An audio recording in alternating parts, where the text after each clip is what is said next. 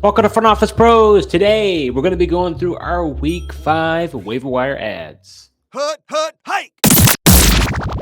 All right, Joe. So, headed into this week, nobody too glamorous, I would say, but let's start off with a guy we've talked about back in our Week 2 primer for waiver wire ads. That's wide receiver Wan'Dale Robinson.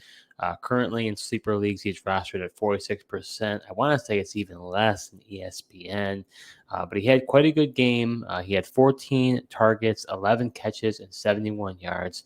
Joe, this guy isn't getting quite a bit of ADOT, but I'll tell you what, he continues to get targets. He continues to get catches. And in PPR leagues, I don't know why this guy isn't more rostered. He was the guy that you wanted back in Week 2, and he's been on your bench ever since. Correct. Yep. And to your point, Steve, you did mention that he was lower rostered in ESPN. You were correct. He's currently rostered in 27.1% of leagues. So, like you said, still under rostered. I mean, especially if you play in a PPR league. I mean, I know in our PPR league, he ended up with 18 points on my bench. And you mentioned his ADOT. That's the thing. That's why this is mainly if you play in full point PPR. Like he doesn't get the down the field targets, but he's been getting a ton of targets, and even though they're shorter, maybe he can make somebody miss and extend the plays. But nevertheless, I mean, if he's going to get double digit receptions in games, he's going to be productive. So I think he's still worth somewhere between $0 to $5 and adding. He's definitely worth keeping on your bench. Injuries happen, especially maybe you lost somebody like Rashee Rice. I feel like he's going to be a solid kind of plug and play guy. 0 to 5% sounds about right to me. He's the type of player that is a good bench spot, and not to mention bye weeks are coming up. So he's the type of guy that you're going to want to have in your bench because he'll be a great fill-in for you for a bye week. So after that, if you want to keep him or not, I guess, to each his own. I mean, he's not the most glamorous player that we're going to be talking about, but definitely worth a roster spot. Yeah, I think the tough part, he's not a high ceiling guy, but he's definitely got a high floor. I feel like as long as this current utilization stays the same for him, in this offense, and not to mention, Malik Neighbors has got a concussion, so even for their next game upcoming, not sure what his status is going to be. I know he gets a little extra time, being that they played on Thursday night, to kind of recover from that. He gets, 10 days, which is a little longer, and we know a lot of times it takes 2 weeks. So also keep track on that Neighbors status. Are you enjoying this episode so far? Well, if you are, subscribe to our YouTube channel, smash that like button, and hit the notification bell for upcoming videos. We do videos throughout the year, so you're not going to want to miss what we have in store. So head over to our next player, who I'm probably the most excited for on the players we're talking about on this slate here, and that's wide receiver Dontayvion Wicks of the Green Bay Packers. Had quite a good game, Joe, against the Minnesota Vikings. Had 13 targets, 5 catches, 78 yards, and 2 touchdowns. So he's a guy who even Jordan Love, his quarterback, was raving during the offseason, saying this guy could be in for a breakout year. And not to mention, Joe, this is a little bit of a low blow, but I'm going to say it anyways. Your boy Christian Watson has a high ankle sprain, so guy can't stay healthy. Looks like those high ankle sprains can be nagging. Might be out of the lineup here for a few weeks. So Wicks could be a good option. What do you think about Wicks here? Yeah, I do think he's interesting. Obviously it was kind of tough to roster him or be as interested, with the full complement of receivers. But like you mentioned, the disappointing thing with Christian Watson, like to see that it's not his hamstring that's kind of hamstrung him over the last few years. But, it is a high ankle sprain nevertheless. And like you said, it can take a couple weeks for those to heal. And honestly, the Packers got a couple of decent matchups coming up, at the Rams here next week. And then the week after that, Arizona. So there's a couple of defenses that they could possibly exploit for Wicks. I definitely think he's, good at and pretty interesting. I'd probably be willing to go maybe 5 to 10, a little bit higher than Wan'Dale Robinson, just because, like I said, I think he's got the higher ceiling in that offense than Robinson does. Yeah, I was thinking around 7 to 10% for me. The thing is, it's interesting is that Wicks actually, so the 3 receivers, right? You got Romeo Doubs, Jaden Reed, and Dontayvion Wicks. Wicks had 13 targets. Reed and Romeo Doubs both got 8. But then Romeo Doubs had 65 snaps, Jaden Reed 59, and Dontayvion Wicks 58. And then they ran roughly around the same route. So all three of them are kind of all involved. It could have been a Dobbs game. Jaden Reed, he's involved in so many different facets of the game. He's kind of the Swiss Army knife. So he'll always be relevant. It might just alternate from a Dobbs game to a Wicks game, or who really knows. So that's my only pause.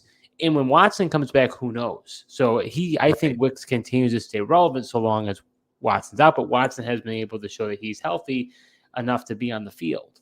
So that's why I lean towards 7 to 10%, because I think this could be the opportunity. A lot of times injuries, unfortunately, in the NFL, it's a physical game. Injuries is what allow players to rise up, right? This next man up. He then gets an opportunity than he wouldn't otherwise, and he takes advantage. Yeah, definitely. I mean, no doubt about it, the Watson injury makes this interesting, but I think, Dontayvion Wicks, you say one game might be a Dobbs game. I don't think Dobbs has nearly the ceiling that Wicks does. I mean, the deep down the field targets, we saw it in preseason. Those go to Dontayvion Wicks. I like the high ceiling that Wicks really has. Yeah, I could definitely see that. Let's talk about another guy who I'm pretty excited about, Joe. That's wide receiver Xavier Legette, the rookie for the Carolina Panthers. Yes, the Panthers are trying to get a little bit more exciting with the red rifle at the quarterback position. He had 10 targets, 6 catches, 66 yards, and a touchdown. So it looked pretty good. Had his first touchdown as a NFL receiver. So, Joe, what's your thoughts on Xavier Legette? How much you spending up for him? Yeah, I'd probably... I think he's a decent speculative ad. Probably go again, probably that 0 to 5%. He's got some tough matchups coming up. They got the Bears, and then Atlanta can be stingy at times. We'll see what happens there. But you mentioned it. I mean, having Andy Dalton makes these guys a play. Adam Thielen being on the IR also clears the way. Mentioned injuries, next man up. Well, Legette was kind of the next man in line after Thielen, so. I do definitely think he's an ad, and we'll see if he can keep continuing. To me, that's the key, is Adam Thielen being out. When Adam Thielen exited, then it was an opportunity for Legette to enter. And interestingly enough, he actually outsnapped all the receivers. Had at 61 snaps, Deontay 58, Mingo 56, and then ended up having Legette had 10 targets, Deontay 13, and Jonathan Mingo 5. But to me, Mingo is a distant third in this offense. Yeah. It's really Deontay as the 1, and then you could say Legette's 2. Could be 1A, 1B, but I do think Deontay has a more clear edge there. But I think going forward, Legette is going to be, has opportunity to get a decent amount of targets. He's going to be on the field most of the time for the Panthers. So I think going forward, so long as Thielen is not there, he's a decent. He's worth rostering, no question. He may not always want to be starting for you, but definitely a guy I would add. And I think around 2 to 7% sounds good to me. I would probably say right now I would rank it as Wicks 1, then Legette 2, and then Wan'Dale 3 for me. Yeah, I'd probably agree with that. Even though Legette could have more staying power than Dontayvion Wicks. Just because Thielen's actually on the IR and Watson's got a high ankle sprain. But I mean, he could only miss a couple weeks, and then Wicks is kind of irrelevant after that. So let's talk about another receiver. This is a receiver-dominated waiver wire pickup episode here, Joe. It's going to be Josh Downs of the Indianapolis Colts. Came back last week, played more snaps this week, had 9 targets, ended up having 8 catches for 82 yards and a touchdown against the Pittsburgh Steelers. What say you about Josh Downs, Joe? Yeah, I like Downs. And actually, depending on the Anthony Richardson situation, if he's going to be out a long time, I like Downs even more. And I just think, especially, Jonathan Taylor's also nursing high ankle sprain. Once again, we're mentioning high ankle sprains, which means, especially if Flacco's there, the passing volume could increase. And Josh Downs is somebody who flashed in the preseason, obviously came into the season here dinged up, missed the first couple of weeks. So I might actually kind of like Josh Downs, the best of these wide receivers, honestly. And I'd say, I'd be willing to go 2 to 7% on, as far as Josh Downs goes. With Flacco as a quarterback, that's the real decision factor for me. Yeah. If Richardson comes back, I'm not as interested in Downs. Right. And being that we are releasing this episode much sooner than most, we don't have the benefit of the doubt of knowing. We won't know if Richardson's injury is significant or not. So that's obviously going to impact what's going to happen. So in the future, if Richardson's injury is detrimental, then I would say that you should spend a decent amount of money, about 5 to 10% for Downs. If he's healthy and he'll be back next week and it's not Flacco, then I don't even know if I'd add him. Right. Interestingly enough, he's got a couple. So I think this is interesting to look at as far as the snaps go, right? You got Michael Pittman, Alec Pierce, Josh Downs, and Adonai Mitchell. Adonai Mitchell only ran 13 snaps, only 9 routes run, which is kind of interesting because he's the guy that people were buzzing about, obviously, coming out of the draft. He was really athletic, Michael Pittman led the receivers with 58 snaps, Alec Pierce 55, and then Josh Downs 41. Josh Downs had 9 targets. Michael Pittman had 9 targets. Alec Pierce had 2. The Pierce doesn't shock me because that's Richardson's guy, because Richardson loves to stretch the field. Yep. Flacco's not going to do that as much.